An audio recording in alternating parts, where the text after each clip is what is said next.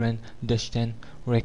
Pages 11 to 12, quoted by Kovalevsky, Modern Custom and Ancient Law, Moscow, 1886, first 134. Close footnote. And yet, even when such property or possession for an unlimited time was recognized, the owner of a separate estate remained a co-proprietor in the wastelands of forests and grazing grounds. Moreover, we continually see, especially in the history of Russia, that when a few families acting separately had taken possession of some land belonging to tribes which were treated as strangers, they were soon united together and constituted a village community, which in the third or fourth generation began to profess a community of origin. A whole series of institutions, partly inherited from the clan period, have developed from that basis of common ownership of land during the long succession of centuries which was required to bring the barbarians under the dominion of states organized upon the Roman or Byzantine pattern. The village community was not only a union for guaranteeing to each one his fair share in the common land, but also a union for common culture, for mutual support in all possible forms, for protection from violence, and for a further development of knowledge, national bonds, and moral conceptions, and every change in the judicial, military, educational, or economical manners had to be decided at the folknotes of the village, the tribe, or the confederation. The community being a continuation of the gens, it inherited all its functions. It was the universitas, the mer, a world in itself. Common hunting, common fishing, and common culture of the orchards, of the plantations of fruit trees was the rule with the old gens. Common agriculture became the rule in the barbarian village communities.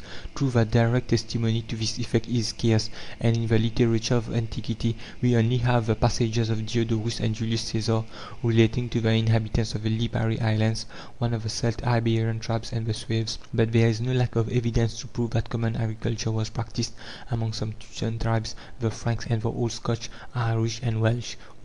Moreas mag Genossenschaft Lamprecht Wirtschaft und Recht der Franken so seit der Vostrecht in History, Taschenbuch, 1883, Siboms, The English Village Community, Chapter 6th, 7th and 9th.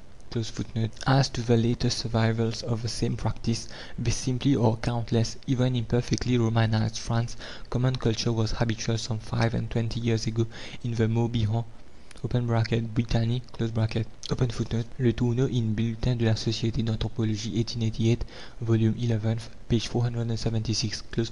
The Old Welsh Civil or joint team, as well as the common culture of the land allotted to the use of a village sanctuary, are quite common among the tribes of Caucasus, the least touched by civilization.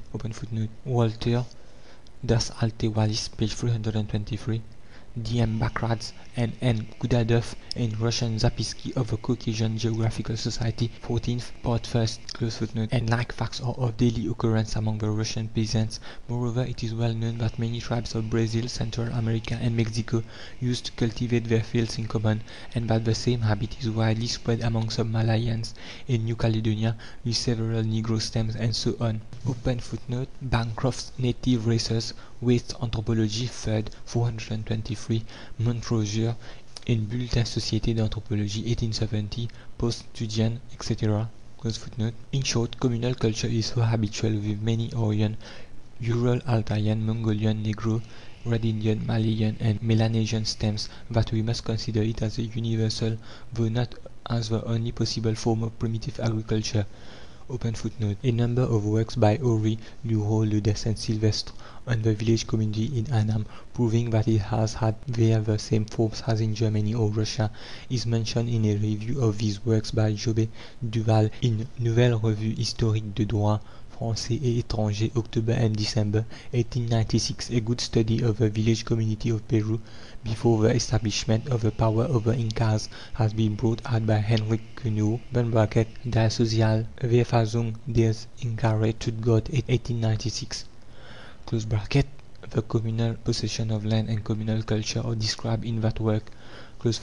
Communal cultivation does not, however, imply by necessity communal consumption. Already under the clan organization, we often see that when the boats laden with fruits or fish return to the village, the food they bring in is divided among the huts and the long houses inhabited by either several families or the youth, and is cooked separately at each separate hearth. The habit of taking meals in a narrow circle of relatives or associates thus prevails at an early period of clan life.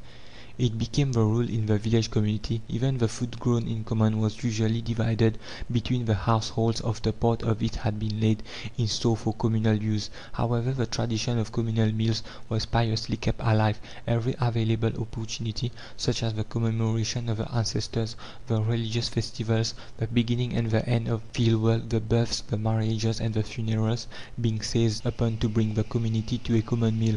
Even now this habit, well known in this country as the harvest supper, is the last to disappear. On the other hand, even when the fields had long since ceased to be tilled and sown in common, a variety of agricultural work continued and continues still to be performed by the community.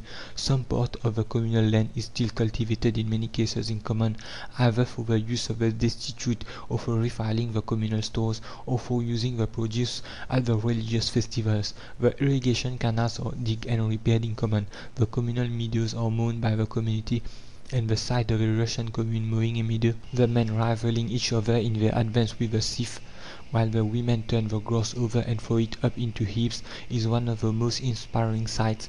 It shows what human work might be and ought to be. The hay in such case is divided among the separate households, and it is evident that no one has the right of taking hay from a neighbor's stack without his permission. But the limitation of this last rule among the Caucasian Ossetes is most noteworthy. When the cuckoo cries and announces that spring is coming and that the meadows will soon be clothed again with grass, everyone in need has the right of taking from a neighbor's stack the hay he wants for his cattle. Kovalevsky, Modern Custom and Ancient Law. First, 150. The old communal rights are thus reasserted, as if to prove how contrary unbridled individualism is to human nature. When the European traveller lands in some small island of the Pacific, and seeing at a distance a grove of palm trees, walks in that direction, he is astonished to discover that the little villages are connected by roads paved with big stones, quite comfortable for the unshod natives, and very similar to the old roads of the Swiss mountains. Such roads were traced by the barbarians all over Europe, and one must have travelled in wild, thinly peopled countries, far away from the chief lines of communication, to realize in full the immense work that must have been performed by the barbarian communities in order to conquer the woody and marshy wilderness which Europe was some 2000 years ago. Isolated families, having no tools and weak as they were, could not have conquered it. The wilderness would have overpowered them. Village communities alone working in common could master the wild forests, the sinking marshes, and the endless steppes. The rough roads, the ferries, the wooden bridges taken away in the winter and rebuilt after the spring flood was over, the fences and the palisaded walls of the villages, the earthen forts and the small towers with which the territory was dotted, all these were the work of the barbarian communities, and when a community grew numerous it used to throw off a new bud. A new community arose at a distance, thus step by step bringing the woods and the steppes under the dominion of men. The whole making of European nations was such a budding of the village communities.